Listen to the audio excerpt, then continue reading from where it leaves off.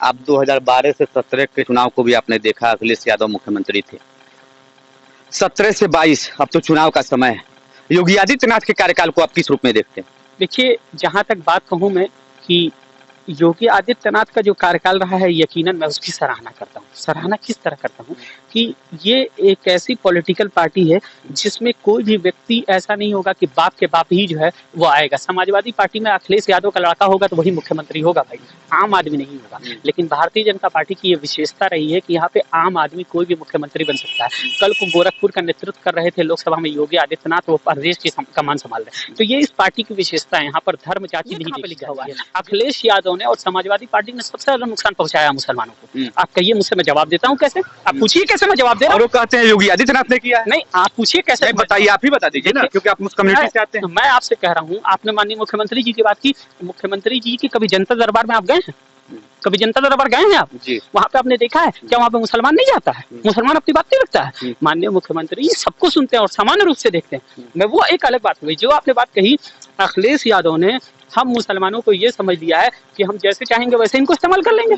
आप हमको क्या इस्तेमाल क्यों होते? मसला तो यही है साहब, मसला तो यही है कि हम मुसलमानों को ये डराया जाता था कि देखिए 2014 से पहले तक ये कहा जाता था कि भाई देखिए अगर बीजेपी आएगी तो आप मुसलमानों को काट खाएगी। सारे जितने भी पॉलिटिकल पार्टियां हैं उनका यही कहना था।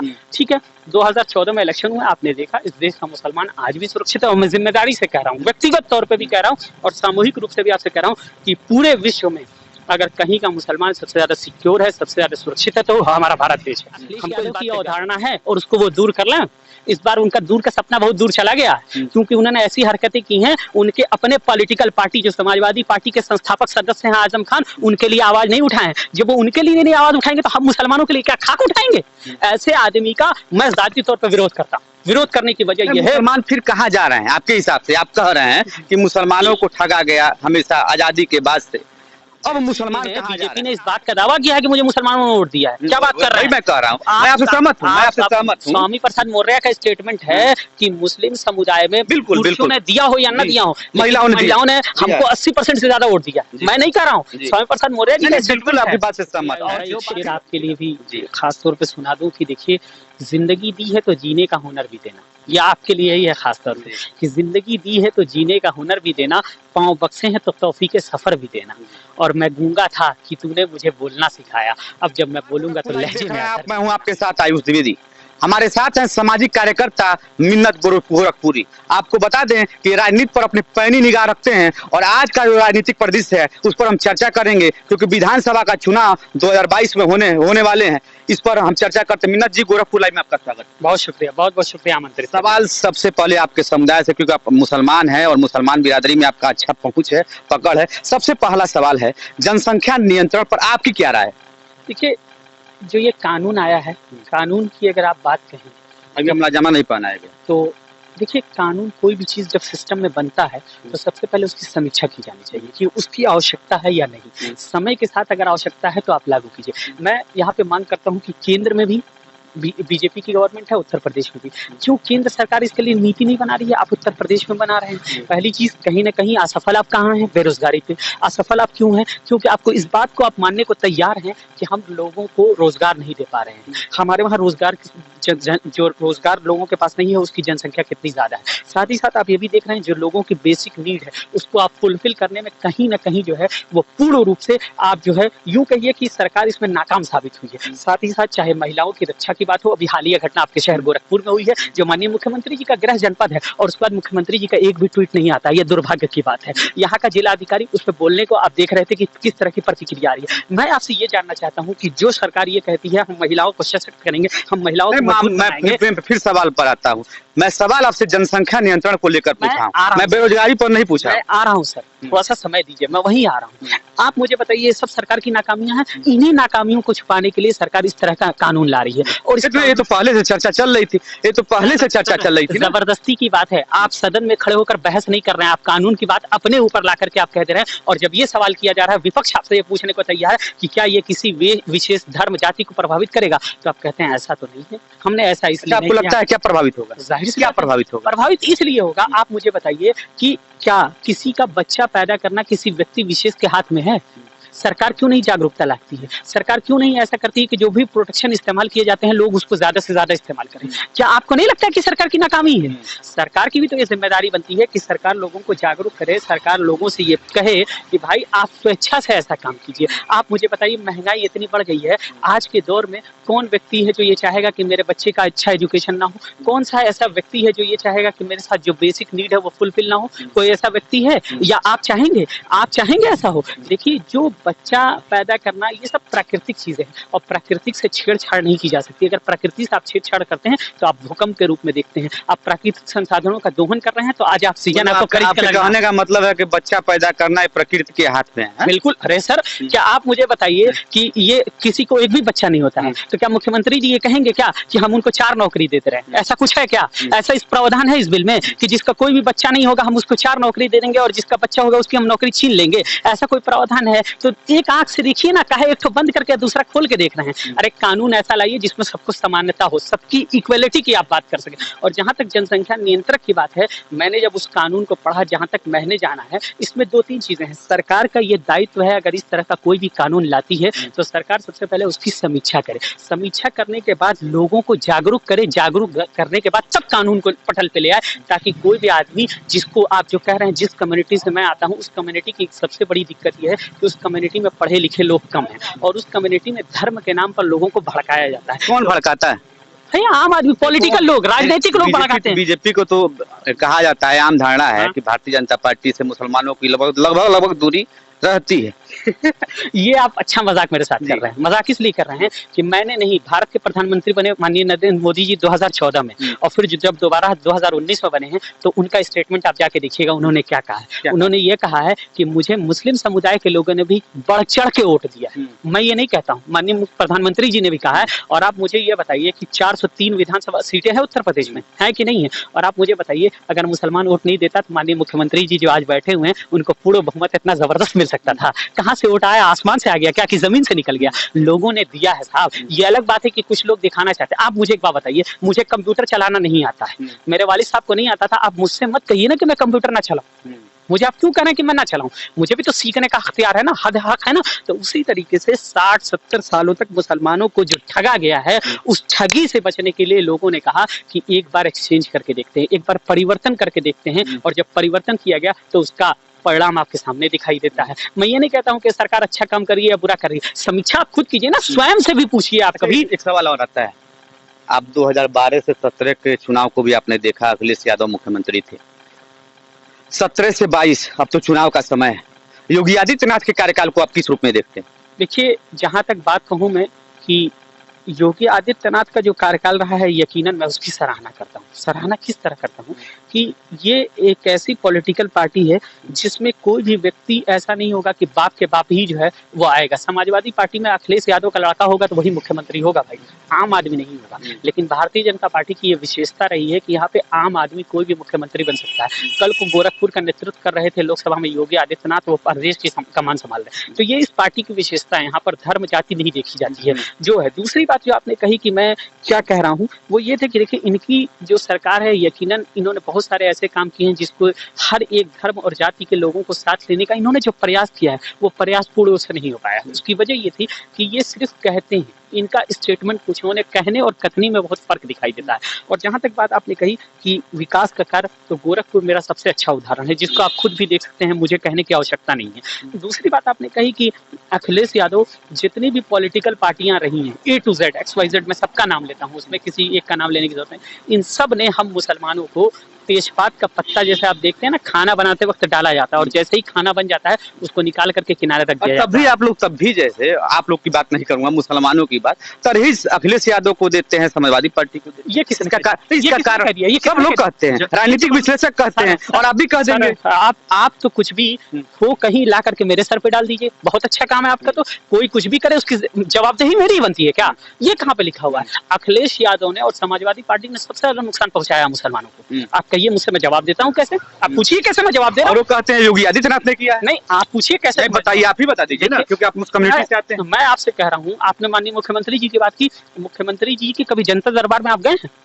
कभी जनता दरबार गए हैं आप? जी। वहाँ पे आपने देखा है क्या वहाँ पे मुसलमान नहीं जाता है? मुसलमान अपनी बात नहीं रखता है? माननीय मुख्यमंत्री ये सबको सुनते हैं और सामान्य रूप से देखते हैं। मैं वो एक अलग बात हुई जो आपने बात कही, अखिलेश यादव ने हम मुसलमानों को ये समझ लिया है कि हम जैसे चाहेंगे वैसे इनको इस्तेमाल कर लेंगे। आप हमको क्या इस्तेमाल क्यों होते?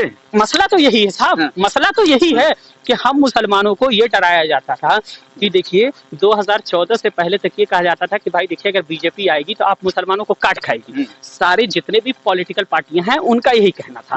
ठीक है, 2014 में इलेक्शन हुआ, आपने देखा इस देश का मुसलमान आज भी सुरक्षित है। और मैं जिम्मेदारी से कह रहा हूँ, व्यक्तिगत तौर पर भी कह रहा हूँ और सामूहिक रूप से भी आपसे कह रहा हूँ कि पूरे विश्व में अगर कहीं का मुसलमान सबसे ज्यादा सिक्योर है, सबसे ज्यादा सुरक्षित है तो हमारा भारत देश है। हमको इस बात पे गर्व है, हमको भारतीय मुसलमान होने पर फख्र महसूस होता है। और मैं बड़ी जिम्मेदारी से कह रहा हूँ कि पूरी दुनिया में आप कहीं भी जाइए तो इस बात पे हमें फख्र है कि हम भारत के मुसलमान हैं और भारतीय मुसलमानों की सुरक्षा जो है वो भारत के संविधान ने ले रखी। हम क्यों से किसी से डरेंगे भाई साहब? हम क्यों डरें? हम किसी के बाप के नौकर हैं? हम मरते हैं तो इसी देश में 2 गज जमीन लेकर के दफन होते हैं, यूं ही कहीं भगा नहीं दिए जाते हैं। तो ये सवाल क्यों? और जो बात आपने अखिलेश यादव से कही, अखिलेश यादव की अवधारणा है और उसको वो दूर कर लें। इस बार उनका दूर का सपना बहुत दूर चला गया क्योंकि उन्होंने ऐसी हरकतें की हैं, उनके अपने पॉलिटिकल पार्टी जो समाजवादी पार्टी के संस्थापक सदस्य हैं आजम खान, उनके लिए आवाज नहीं उठाए। जब वो उनके लिए नहीं आवाज उठाएंगे तो हम मुसलमानों के लिए क्या खाक उठाएंगे? ऐसे आदमी का मैं जाती तौर पर विरोध करता हूँ। विरोध करने की वजह यह है, मुसलमान फिर कहाँ जा रहे हैं आपके हिसाब से? आप कह रहे हैं कि मुसलमानों को ठगा गया हमेशा आजादी के बाद से, अब मुसलमान कहाँ जा रहे हैं? आप कहेंगे ठगा गया, मैं गलत कह रहा हूं। आपने खुद कहा। मैं कहा उसका रीजन है, देखिए आप सच्चर कमेटी की रिपोर्ट देखिए, रंगनाथ मिश्रा देखिए, ये हमने बनाई है, हमने तो नहीं बनाई ना, ये तो जो भी सरकारें समय समय पे थी उन्होंने बनाई। और वो रिपोर्ट कहती क्या है, मुसलमान जब देश आजाद हुआ तब 30% था सरकारी नौकरियों में और आज 1% रह गया। तो इसके लिए जिम्मेदार सरकार क्यों नहीं है भाई? आप कह रहे हैं अभी बीजेपी गवर्नमेंट की आपने बात की, बीजेपी गवर्नमेंट कहती है कि मैं हज की सब्सिडी समाप्त कर रही हूँ, मैं आपकी सराहना करता हूँ, लेकिन जो पैसा सब्सिडी वाला था 500 करोड़ 1000 करोड़ वो कहाँ गया? हम सवाल क्यों ना पूछें?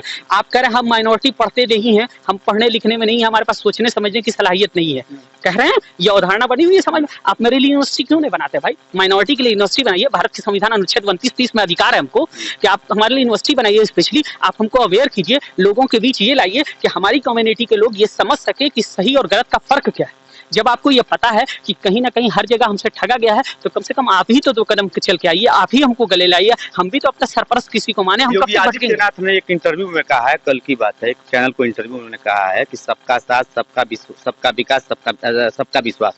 और उसमें एक सवाल उन्होंने किया है कि एक वर्ग विशेष मतलब मुसलमान, उन्होंने नाम नहीं लिया, उन्होंने पूछा है कि इसके पहले प्रधानमंत्री आवास अखिलेश के गवर्नमेंट में, मायावती का गवर्नमेंट रहा, तमाम लोगों का रहा, लेकिन सबसे ज्यादा आवास किसको मिला?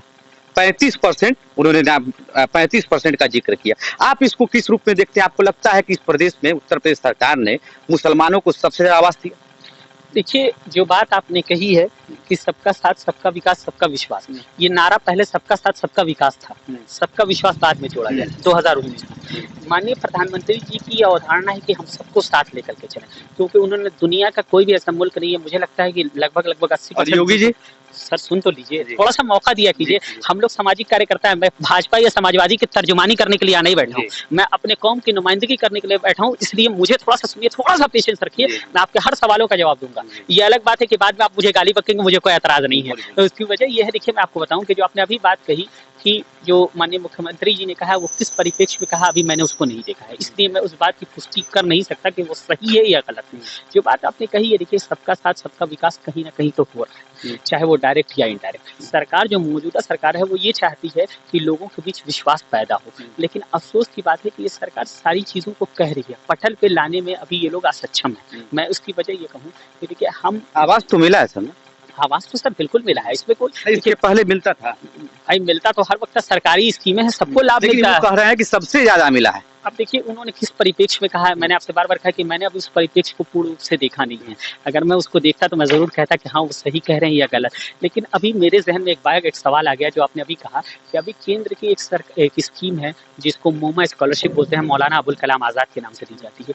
वो स्कीम का बजट हमेशा की सरकारों में बढ़ता रहा है, लेकिन इस बार जब सदन में उस पर बात हो रही थी तो बजट घटा दिया गया है। आप बताइए, मैं शिक्षित ही नहीं हूँ और आप ही मुझे स्कॉलरशिप नहीं देंगे, आप ही मेरे एडमिशन के लिए विशेष प्रस्ताव नहीं रखेंगे, तो साहब हम जाएंगे कहाँ? तो फिर आपका नारा, आपकी कथनी और करनी में कहीं ना कहीं तो अंतर दिखाई देता है ना साहब। और उत्तर प्रदेश की अगर आप बात करते हैं तो उत्तर प्रदेश में भी जो स्कॉलरशिप मिलती है उसमें स्टूडेंट्स हमेशा मारा जाता है, और वो चाहे धर्म के नाम पर मारा जाए, चाहे जाति के नाम पर मारा जाए, चाहे जो है वो इनकम के नाम पर माना जाए कि इनके घर में फला आदमी अगर सरकारी नौकरी करता था तो वो उससे जो है अछूता नहीं है, आप बचे हुए। तो कहीं ना कहीं ये तो लगता है साहब, और इसको तो हमको मानना पड़ेगा, आपको भी मानना पड़ेगा कि सरकार की कहनी और कथनी में बहुत फर्क है। फर्क इसलिए है कि ये सरकार इस सरकार की कि पिछले वाली सरकार का भी, दोनों सबका तो हमाम में सब नंगे हैं। सब सीधी बात है, सीधी सी बात है। एक लाइन में आप हम अगर कहें तो इस बात से इनकार नहीं किया जा सकता, और मैं पूरी जिम्मेदारी से ये आपसे कह रहा हूँ कि सब, अभी मैंने आपसे कहा ना कि तेजपात के पत्ते की तरह सब हमको इस्तेमाल करते रहे हैं। जिसकी जरूरत रही है, आप किसी भी पॉलिटिकल पार्टी में देख लीजिए, एक तो मौलाना साहब को बुलाया, एक टोपी पहनाया, स्टेज पे चढ़ा दिया और वो हाथ हिला दिया और कहे अरे हम सब साथ हैं। अरे भाई, अपने ठेका सब लोग लेते हैं, आप भी लेंगे, हम क्यों लेने जाएंगे साहब? हमको क्या जरूरत है? वो लोग करेंगे ना जिनको सत्ता का लोभ लालच है। हमको तो लोभ लालच है ही नहीं है। लोभ लालच होता तो हम सबकी बात करते, दोनों तरह के लोगों की बात करते हैं। मैं आपसे तो बार बार कह रहा हूँ ये बात कि ये लोग क्या करते हैं, बुला करके प्रोजेक्ट करते हैं और हाथ हिला करके ये समझते हैं कि पूरी मुस्लिम कम्युनिटी इनके पीछे चल रही है। आप मुझे एक बात बताइए, आज के इस दौर में, 21वीं सदी के इस दौर में, जब इंटरनेट हर एक व्यक्ति की गोद में है, जेब में है, हर चीज आप गूगल अंकल पे जाके सर्च कर लेते हो भाई साहब, आप मुझे ये बताइए, लोग अपने घर के वोट की तो जिम्मेदारी ले ही नहीं पाते हैं, अपनी बेटी अपनी बहू तो कहीं नहीं पाते, अपने बेटे से कहीं नहीं पाते हैं कि वोट दे दीजिए, फला पार्टी को दे दीजिए, और आप पूरी कम्युनिटी को साथ लेने के चलने की बात कहा जा रहा है कि मुस्लिम नाराज है, तो मुसलमान जाएंगे कहाँ? देखिए, मुस्लिम नाराज है, आपको नहीं लगता कि भय दिखाया जा रहा है, जो पहले से दिखाया जा रहा था और आज और दिखाया जा रहा है? मैंने ये बात आपसे पहले कही है सर कि 2014 में ये बात कही गई, जितनी भी जो है वो अपने आप को बकौल कहने वाली सेकुलर पार्टियों ने यही कहा। मैं आपसे ये पूछता हूँ कि इस तरह की हरकतें जो लोग कर रहे हैं, डरा क्यों रहे? डराने की वजह क्या है? आपको नहीं लगता है कि अब माननीय मुख्यमंत्री जी का वो नारा सबका साथ सबका विकास कहीं कमजोर पड़ रहा है? अगर कमजोर नहीं पड़ता तो फिर लोग ये कहते क्यों, दिखाते क्यों? डरा इसलिए रहे हैं कि अभी देखिए कि जो बहुत सारे ऐसे बच्चे हैं जो बेगुनाह जेलों में बंद हैं, जिनको पर कोई भी केस जो है वो चार्ज नहीं हो पाया है। मैं आपसे कह रहा हूँ कि कोई भी व्यक्ति अगर कोई भी टेररिस्ट एक्ट में पाया जाता है, वो कोई भी हो, वो मेरा सगा भाई क्यों ना हो, आप उसको रोड पे खड़ा करके गोली मारिए, ताकि लोगों को देख कर रोड पे खड़े होकर के फांसी दीजिए, ताकि लोगों के अंदर भय पैदा हो कि इस तरह की गलत काम कोई ना कर सके। लेकिन अगर कोई ऐसा आदमी है जो बच जा रहा है या जिसके ऊपर प्रत्यक्ष या अप्रत्यक्ष रूप से अपराध साबित नहीं हो रहा, तो कम से कम उन अधिकारियों के लिए भी तो कोई कानून आना चाहिए, उनकी भी तो जवाबदेही तय होनी चाहिए कि दोबारा कोई ऐसा आदमी, कोई ऐसे व्यक्ति पर वो निर्दोष कार्रवाई करने से बचें। आप मानते हैं कि नहीं मानते हैं? दूसरी चीज, आप जाइए और किसी भी जेल का भ्रमण कीजिए, मुसलमानों की तादाद सबसे ज्यादा वहां पे। क्यों तादाद ज्यादा है? सच्चर कमेटी रंगनाथ मिश्रा ने इस पे क्या कहा है? आप उनकी प्रतिक्रियाओं को देखिए। तो मैं कुछ नहीं कहूंगा, सिर्फ इतना कहूंगा कि माननीय अटल बिहारी वाजपेयी जी, जिनके नाम पर आज की भाजपा की सरकार अपनी सत्ता की रोटी सेक रही है, उनकी मुसलमानों को लेकर क्या सोच थी? उनके जो भी स्पीचेस हैं लोकसभा के अंदर या बाद में, उनको ये लोग सुने, जब उनको सुनेंगे तब इनको एहसास होगा। जो मौलाना अबुल कलाम आजाद, जो इस देश के पहले जो है शिक्षा मंत्री रहे हैं, उन्होंने कहा है कि हिंदू और मुसलमान इस देश में वैसे ही हैं जैसे बदन में दो आंखें हैं। तो आप मुझे एक बात बताइए, एक आंख को फोड़ करके या खराब करके आपका बदन सही रह सकता है? अगर नहीं सही रह सकता तो भाई साहब हमारा देश कैसे सही रहेगा? आप मुझे बता दीजिए, सिर्फ इतना।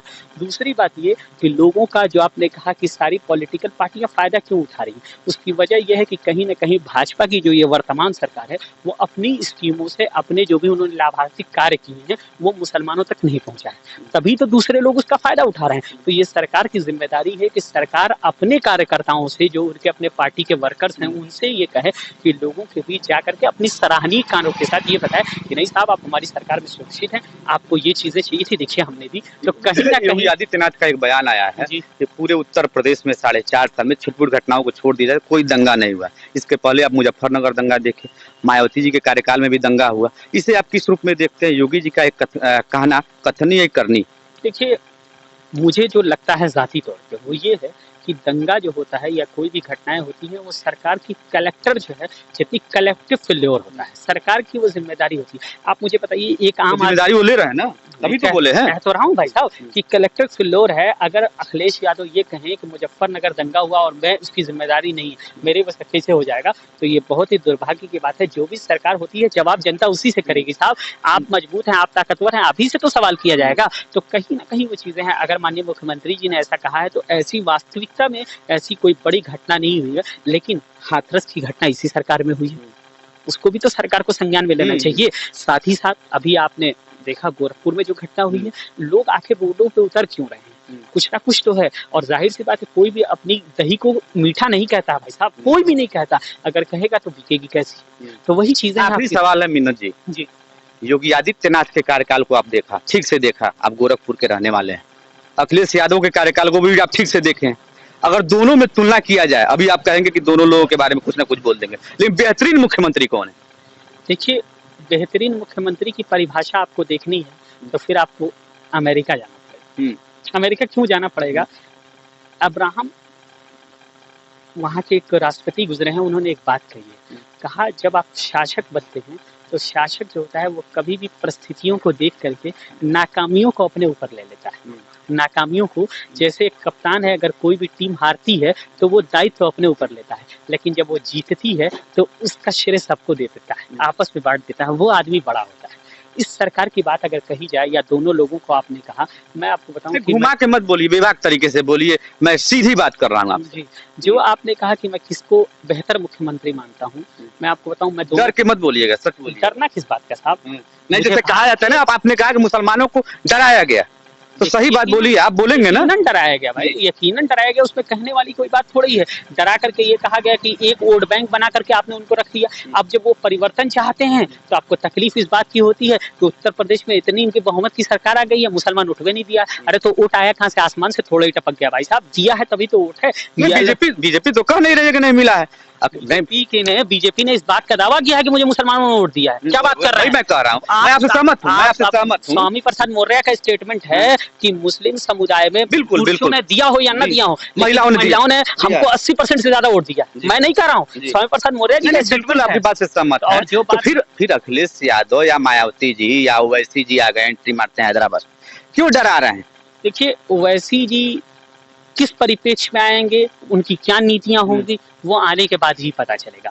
यकीनन वो ध्रुवीकरण करते हैं, और देखिए ध्रुवीकरण चाहे कोई भी व्यक्ति करता हो, मैं उसका समर्थन नहीं करता। मैं ये जानता हूँ कि हम जिस भारत देश में रहते हैं, ये भारत देश एक बागीचा है, फुलवारी नहीं है भाई साहब। यहाँ सभी धर्म और जाति के लोग वैसे ही रहते हैं। फिर आप मेरे सवालों से बच रहे हैं, मैं लगातार यही सवाल कर रहा हूँ, बेहतरीन मुख्यमंत्री कौन? देखिए, बेहतरीन मुख्यमंत्री किस परिप्रेक्ष्य में आप चाहते हैं? सीधे सीधे कह दूं मैं कि फला, ताकि दूसरा पॉलिटिकल पार्टी वाला आके कहे कि आप उसका समर्थक हैं, आप यही चाहते हैं, आप यही चाहते हैं। अगर ये चाहते हैं तो मैं तो नाम नहीं लेने वाला साहब। मेरे नजदीक जो सबसे ज्यादा सामाजिक कल्याणकारी नीतियों पर अमल किया हो वो अच्छा मुख्यमंत्री, सामाजिक कार्यों को अच्छे तरीके से किया हो, विकास के पथ को आगे बढ़ाया हो, वो अच्छा मुख्यमंत्री है। और वो दोनों की आप जो है, दोनों को एक एक पल्लू पे आप रख लीजिए। नंबर देना हो, तुलना किया जाए, अगर नंबर देना है योगी आदित्यनाथ जी को अखिलेश यादव, योगी आदित्यनाथ जी को अखिलेश यादव, तो आप नंबर किसको देंगे? कोशिश कर रहे हैं आप, मुझे बार बार ये चाह रहे हैं कि मैं किसी एक पॉलिटिकल पार्टी का नाम ले लूं ताकि बाद में आप मुख्यमंत्री तो सबके होते हैं ना, पहले के वो संवैधानिक पद है।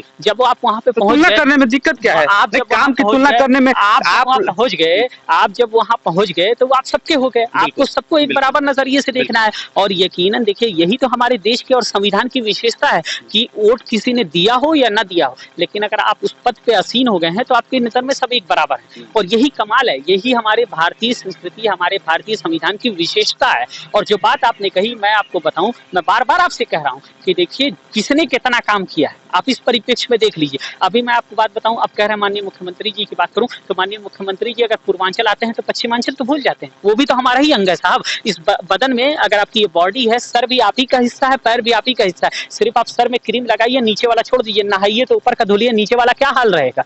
तो वैसे ये है, हर दूसरे दिन तो गोरखपुर चले आते हैं।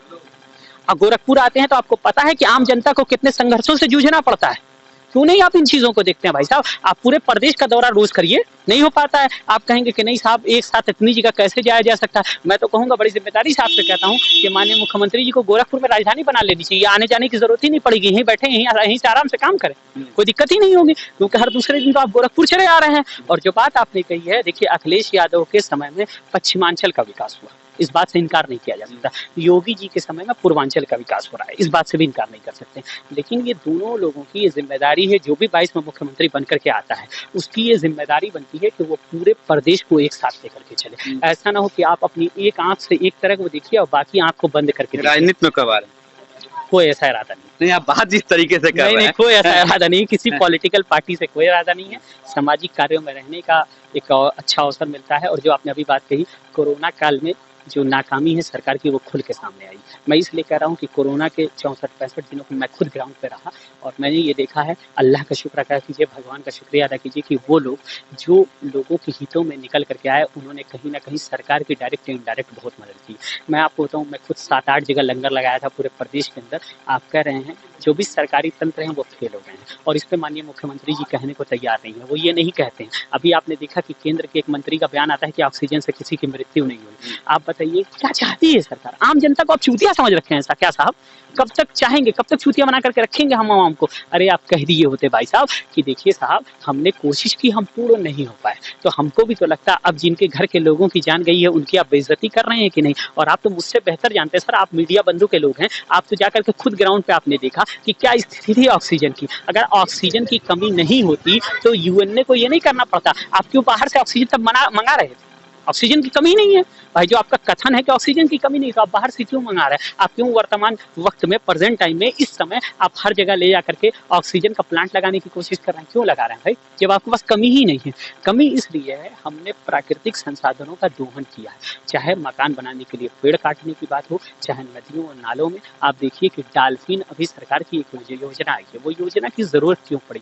हमको ये सोचना होगा। उसकी जरूरत इसलिए पड़ी कि जो गंगा मैया जी हैं, जिनको हम और आप आस्था की बुनियाद पर देखते हैं, भारत देश के लोग आस्था की बुनियाद पर देखते हैं, उस पर जाइए, देखिए कचरे किसकी डंपिंग हो रहे हैं, बड़े बड़े फैक्ट्रियों के कचरे आकर के डंप कर रहे हैं। तो आप मुझे बताइए कि आदमी स्नेह कैसे करेगा? आदमी उसको कैसे वहां पर जाकर के आस्था की डुबकी लगाएगा? वो तो खुद इतना पॉलिटिकल है कि आप लगा ली, आप वहां पे नहा लीजिए। मैं नहीं कर रहा, रिपोर्ट ये कहती है कि जिस स्थिति जो बनी हुई थी गंगा की यथार्थ स्थिति, अभी तो मैंने नहीं देखा है इधर 1-2 महीनों के अंदर, तो उसमें ये होता कि आप जब जा करके देखते तो आपको ये पता चलता है कि खुजली और तमाम तरह की बीमारियां होने की संभावना थी। तो कहीं ना कहीं ये बात रही है। और मैं बार बार आपसे कहूंगा कि देखिए, मेरी नजर में दोनों हमारे प्रदेश के एक पूर्व मुख्यमंत्री रहे हैं और एक वर्तमान मुख्यमंत्री रहे। मैं उनकी और उनके पद की गरिमा का सम्मान करता हूँ और मुझे यह अख्तियार इसलिए भी नहीं है क्योंकि देखिए, मेरा कोई पॉलिटिकल हिसाब किताब नहीं है कि मैं किसी को अच्छा या किसी को खराब कहूँ। बस ये मैं चाहूंगा कि जो भी सरकार में रहे, जो भी आदमी मुख्यमंत्री रहे, वो सामाजिक कल्याण कार्यों को ऐसे करे जैसे भगवान राम का वो दौर याद आ जाए और लोगों को ये याद रहे कि राम राज्य है। अब राम राज्य की आप बात करेंगे और राम राज्य वाला ना भगवान राम का इंसाफ हो, ना भगवान राम की तरह महिलाएं सुरक्षित हो, तो कहीं ना कहीं। और दूसरी चीज सबसे बड़ी बात जो होती है साहब, वो ये होती है कि सरकार में विपक्ष को इतना अख्तियार होना चाहिए कि वो सरकार से सवाल कर सके। यहाँ तो सदन में आप बोलने ही नहीं देते हैं, तो ये दुर्भाग्य की बात है। और जब तक देखिए, आप जब तक बोलने नहीं देंगे, कोई भी इंसान परफेक्ट नहीं होता सर, आप भी नहीं होंगे भाई, मैं भी नहीं हूँ परफेक्ट, तो कहीं ना कहीं कमियों को अगर कोई बताएगा तभी व्यक्ति उन कमियों को दूर करके अच्छा बनने की कोशिश करेगा। आप देखिए, कोई भी कुहार एक मटका बनाता है तो एक ही बार में परफेक्ट थोड़े बनाता है, कभी कभी ऐसा होता है कि वो दिन भर में 10 बनाता है, कभी 100 बना लेता है। तो ये सरकार की जिम्मेदारियां रही हैं, चाहे वो माननीय मुख्यमंत्री योगी आदित्यनाथ रहे हों, माननीय अखिलेश यादव रहे, दोनों ही एक जो है गणमान्य पद पे रहे हैं, संवैधानिक पद है और दोनों रहे और रहने के साथ सबका विकास करें, सभी धर्म जाति के लोगों को एक साथ लेकर के चले, तो यकीनन हमारा देश आगे जाएगा। और हम सब यही चाहते हैं कि हमारा जो मुल्क हिंदुस्तान है वो दुनिया का सर्वश्रेष्ठ बने। डॉक्टर एपीजे अब्दुल कलाम ने अपने विजन 2020 में यही बात कही थी कि हम ये चाहते हैं कि हम सर्वशक्तिमान बनकर दुनिया के सामने आए ताकि दुनिया हमारा लोहा माने। इस देश ने ऐसे भी प्रधानमंत्रियों को देखा है, जब आप इतिहास में जाएंगे, जिनके पास एक से दूसरा कपड़ा नहीं हुआ करता था। इस देश ने ऐसे भी प्रधानमंत्रियों को देखा है जो जब यूएनओ के अंदर जाते थे तो यूएनओ खड़ा हो जाता था, ये कहता था फला भारतीय प्रधानमंत्री आ रहा है, और इस पीछे से रुक जाती थी। और भारत ने ऐसे भी प्रधानमंत्रियों को देखा है कि वो यूएन में जाके चुपके से बैठ जाते हैं, ऐसे भी प्रधानमंत्रियों को देखा है। तो कहीं ना कहीं, और देखिए, ये भारत देश विश्व का 7वें नंबर का ऐसा देश है जो है आप क्षेत्रफल की दृष्टि में देखते हैं और जनसंख्या की दृष्टि में दूसरे नंबर पे है। तो कहीं ना कहीं पूरी दुनिया की निगाहें तो हम पर रहती हैं साहब। तो हम ये कहते हैं कि क्यों ना हम भगवान राम की तरह एक ऐसा उदाहरण सेट करें जिस पर सबका विकास हो सके। और वैसे भी ये देश जो है, सिर्फ आखिरी बात कह के आपसे इजाजत चाहूंगा, वो ये कि हमारा जो भारत देश है वो सभी धर्म और जाति का सम्मान करना जानता है साहब। हिंदू मुस्लिम आपसी मोहब्बत के साथ रहते हैं। आज भी ईद हमारा हिंदू भाई भी मनाता है और दिवाली हमारा मुसलमान भाई भी मनाता है। होली जो है, मैं खुद भी बताऊं आपको कि मैं जिस शहर में रहता हूँ उस शहर का नाम गोरखपुर है। वहाँ होली में अगर माननीय मुख्यमंत्री जी निकलते हैं तो मुसलमान खड़े होकर के उनका स्वागत करता है। ये हमारे देश की संस्कृति है साहब, और यही कमाल है। तो इसलिए हम कभी छोटे नहीं हुए, और ईश्वर ने चाहा तो ये जो आपसी भेदभाव जो लोग पैदा कर रहे हैं वो पनपेगी नहीं, चाहे वो वैसी साहब के रूप में हो, चाहे कोई और पॉलिटिकल पार्टी के रूप में हो। ये लोग बस वैसे ही हैं जो मौसम की तरह निकलते हैं और टुर रट किया फिर अंदर घुस गए। तो ऐसे लोगों का कोई अस्तित्व तो नहीं होता है। और जो समाज के लोग हैं वो यकीनन, और आज का जो मतदाता है वो जागरूक हो चुका है, वो खुद इस बात का फैसला करने में सक्षम है कि हमको किसको वोट देना है और किसको नहीं देना है। दूसरी बात कि कौन किसको देगा वो किसी के कहने पे कोई देता होता नहीं है। बहुत बहुत धन्यवाद। आखिरी में एक शेर आपको सुना देता हूँ कि नफरतों का असर देखो जानवरों का बंटवारा हो गया, नफरतों का असर देखो जानवरों का बंटवारा हो गया, गाय हिंदू हो गई और बकरा मुसलमान हो गया। तो यही हालत है साहब। गोरखपुर लाइव से अपने बेबाकी से बात कही, आपको बहुत बहुत धन्यवाद। बहुत शुक्रिया आयुष भाई। एक शेर आपके लिए भी खास तौर पे सुना दूं कि देखिए, जिंदगी दी है तो जीने का हुनर भी देना। ये आपके लिए ही है खास तौर पे कि जिंदगी दी है तो जीने का हुनर भी देना, पाँव बक्से हैं तो तौफीक के सफर भी देना। और मैं गूंगा था कि तूने मुझे बोलना सिखाया, अब जब मैं बोलूंगा तो लहजे में असर भी देना।